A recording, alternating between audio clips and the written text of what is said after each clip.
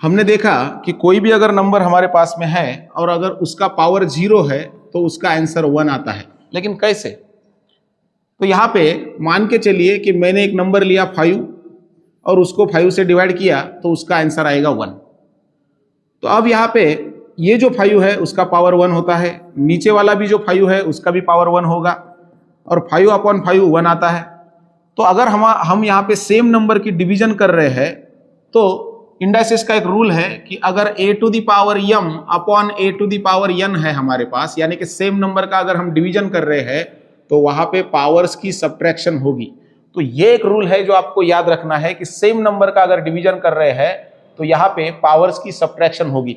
उसी तरीके से अगर मान के चलिए कि ये सेम नंबर का मैं डिवीजन यहाँ पे कर रहा हूं तो यहाँ पे पावर जो है उनकी सब्ट्रैक्शन होगी, तो 1 - 1 0 आएगा। इस तरीके से हम लिख सकते हैं कि यहाँ पे 5 to the power 0 is equal to 1, यानी दुनिया का अगर कोई भी नंबर हमारे पास में है और यहाँ पे उसका पावर अगर 0 है तो आंसर आएगा 1।